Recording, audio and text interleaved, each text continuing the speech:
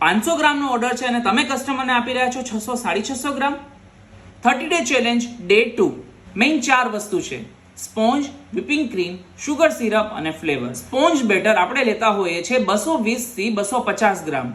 હવે એમાં તમે જ્યારે અવનમાંથી સ્પોન્જ બહાર નીકળે છે ત્યારે એનું વેઇટ ઓછું થઈ જાય છે.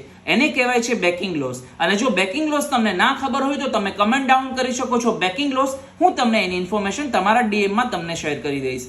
સેકન્ડ છે whipping ક્રીમ. whipping ક્રીમ આપણે અરાઉન્ડ લેતા હોઈએ છીએ 200 થી 250 ગ્રામ. હવે એ અપ એન્ડ ડાઉન થઈ શકે. ફોર એક્ઝામ્પલ ડોલ કેક છે તો ડોલ કેકમાં whipping ક્રીમ વધારે જવાની છે, રાઈટ? તો એ થોડું અપ એન્ડ ડાઉન રહેશે. થર્ડ છે સુગર સિરપ. એ અરાઉન્ડ 50 થી 60 ગ્રામ આપણે યુઝ કરતા હોઈએ છીએ, પણ ફોર એક્ઝામ્પલ કસ્ટમરે લેસ સુગર કીધું છે તો સુગર વોટરની જગ્યાએ ખાલી તમે વોટર પણ એડ કરી શકો છો. અને ફોર્થ છે ફ્લેવર. હવે ફોર એક્ઝામ્પલ પાઇનેપલ કેક લઈએ તો એમાં બે વસ્તુ આવે, પાઇનેપલ ક્રશ અને પાઇનેપલ પીસીસ. તો 20 થી 30 ગ્રામ આપણે પાઇનેપલ ક્રશ નાખતા હોઈએ છીએ, 50 થી 60 ગ્રામ આપણે નાખતા હોઈએ છીએ પાઇનેપલના પીસીસ. સો આ રીતે તમારી એક્ઝેક્ટ 550 560 ગ્રામ કેક તમારી થઈ જશે. શું તમને ખબર છે કે 500 ગ્રામની કેક અને કિલોની કેકમાં આપણે કઈ સાઈઝનું ટીન યુઝ કરતા હોય?